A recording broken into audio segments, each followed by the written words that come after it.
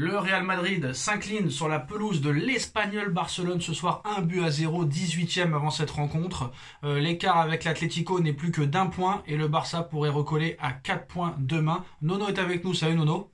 Salut Sacha. Nono, que dire de ce Real Madrid ce soir complètement inoffensif, avec des choix d'Ancelotti très très bizarres. Ce soir ils perdent 1-0, Vinicius, Mbappé, Bellingham, Rodrigo devant, et incapable d'être dangereux, incapable d'être collectif.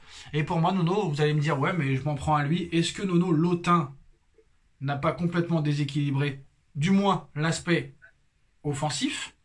Moi, quand je vois le match, Nono, Vinicius, vu comment il regarde, et vu le peu de ballons qu'il a touché aujourd'hui, je pense qu'ils partiront pas en vacances si jamais ils devaient partir en vacances.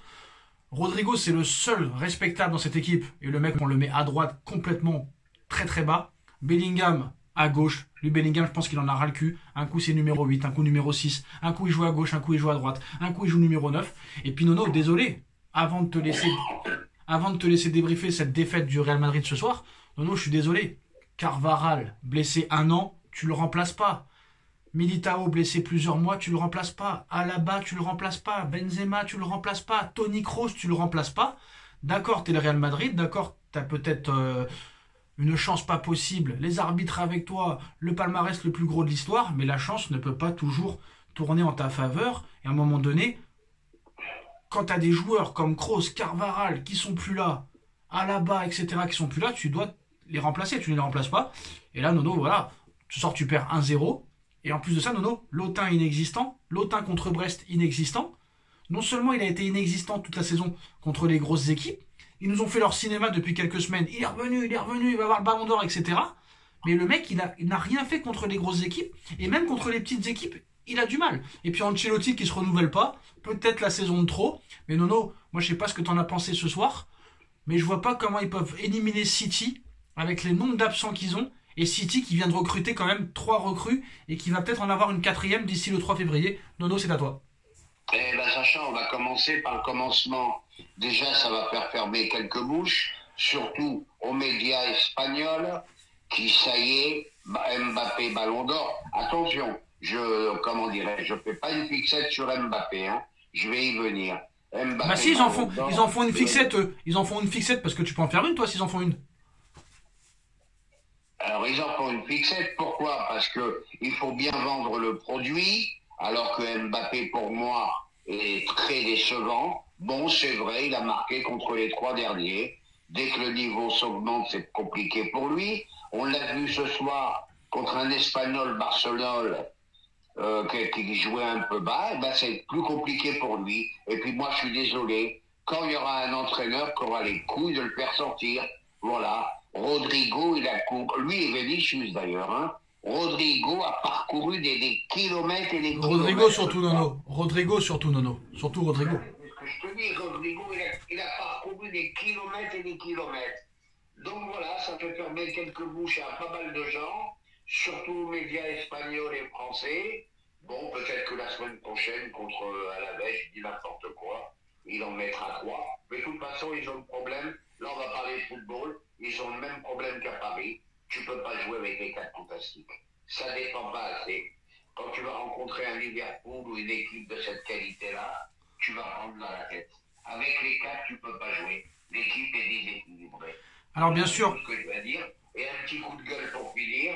J'en ai plein le cul, et vraiment plein le cul de ce match interminable. Encore pas loin de 10 minutes de temps supplémentaire encore ce soir. Excusez-moi, ça commence à être fatigant. Ah bon, il y a eu tant d'arrêts de jeu que ça?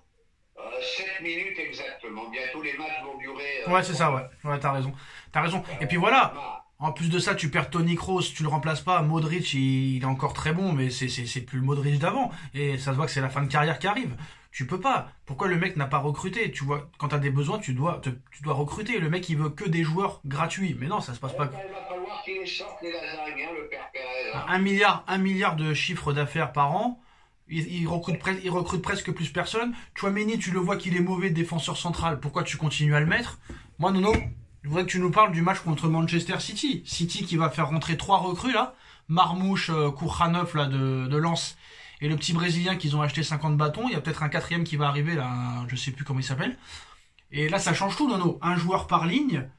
Moi, franchement, s'il n'y a pas d'erreur d'arbitrage, je vois pas comment ce Real-là qu'on a vu ce soir, peut battre Manchester City sur 2 matchs. Bon, le problème de City, c'est que ça ouvre. Voilà, le problème de City. C'est un jeu qui peut convenir aux flèches. Mais voilà, quoi. Mais ça sera un City nettement au-dessus, nettement supérieur. Donc, le match très, très compliqué pour le Real. Ah, toi, tu les vois quand même nettement supérieurs. Non, t'as pas compris. Un City supérieur à ce qu'on a vu ces derniers temps. Donc, ça sera un City Real très, très incertain. Parce que moi, le match de Paris contre City, moi j'ai pas trouvé City mauvais. Moi, je trouve que c'est Paris qui a été très très très fort et qui a malmené cette équipe de City. Je suis entièrement d'accord avec toi. Moi, j'en ai plein le cul. Ouais. Donc, quand Paris gagne, c'est l'équipe adverse qui est pas bonne. Quand Paris perd, c'est Paris qui est mauvais. Ça, je commence à en avoir plein le cul. Non, mais là, c'est des guignols, ça, c'est des guignols, faut pas en parler. Tout fait City pour un lagging. Pas un connard comme Domenech qui te dit qu'il y avait personne en face. Mais qu'est-ce qui... Attends, Domenech... Domenech, quand il a fait un tweet sur Rennes, quand Sampaoli était encore l'entraîneur, il a dit « Ah bah Rennes, décidément, Rennes, ça ne marche pas. Décidément, le plan De Zerbi ne fonctionne pas. » Sauf qu'il a oublié que De Zerbi, l'entraîneur de Marseille, et pas de Rennes. Mais va savoir s'il a pas fait exprès. Tu sais très bien qu'il a horreur des entraîneurs étrangers. Il ne faut pas qu'il oublie. Non, mais il a confondu Sampaoli et il a confondu. Mais écoute-moi quand je te parle. Il a confondu Sampaoli et De Zerbi, le gars. Il sait même pas où. Non, mais c'est incroyable. D'ailleurs, Nono, moi je comprends pas Pérez. Le gars, pourquoi c'est Mbappé qui a tous les droits, qui doit être le favori dans cette équipe. Tu vas perdre Vinicius, d'accord, tu vas prendre 300 patates, mais je comprends pas pourquoi c'est tous les... Il laisse tout de côté pour Mbappé, alors qu'Mbappé n'est pas bon. Ça, je ne comprends pas Pérez. Écoute, c'est ce que je te dis, c'est la même histoire qu'à Paris. Neymar et Messi ont sauté. Moi, je t'annonce que Rodrigo et Vinicius sauteront. Ça sera Mbappé ou rien, point final. Moi, je te l'annonce. Oui, mais pourquoi? Ça serait bien de savoir pourquoi. Ah, bah pourquoi? Faut leur poser la question. Explique-moi pourquoi, quand tu marques 2 buts contre je sais plus qui c'était, Las Palmas ou un machin, t'as toute la première page de l'équipe, je veux savoir ce qu'ils vont mettre demain. Ah bah demain, dommage qu'il n'y a pas une émission là sur Mbappé, dommage qu'il n'y a pas une équipe du soir sur Mbappé, j'aurais bien voulu savoir ce qu'ils allaient dire là. Et voilà, il y a un moment tu te poses des questions,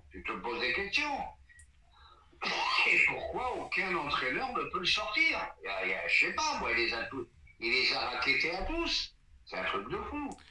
Et ben voilà, je pense que on va finir là-dessus. Est-ce que tu as un autre mot à dire sur un résultat de ce soir? La victoire de Lille, la victoire de Monaco, 4-2. Attention à Lille, très dangereux, très dangereux. Attention, c'est une équipe qui me plaît beaucoup, beaucoup, beaucoup. Je t'avais dit que Genesio c'était un bon entraîneur, Nono.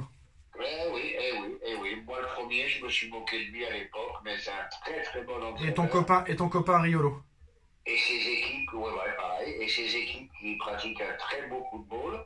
Attention, Lille peut devancer Monaco et Marseille. Et attention à Marseille demain. Et qu'est-ce que tu penses de Nottingham, deuxième de Première Ligue, quand met 7 à Brighton aujourd'hui? Eh ben, j'en pense que de plus en plus, les championnats sont de plus en plus déséquilibrés. Et malheureusement, je dois donner raison à Pérez. J'en ai marre des 7-1, des 5-1. Non, mais quel rapport avec Nottingham? Je te parle de Nottingham, là. Nottingham, c'est un nom qu'on n'entendait plus du tout. C'est la surprise de la saison. C'est notre Brest, c'est le Brest d'Angleterre. Voilà, tout simplement. En tout cas, le Real Madrid qui s'incline ce soir 1-0 à l'Espagnol Barcelone. Dites-nous en commentaire ce que vous en pensez. Et merci Nono. Tchuss. Tchuss.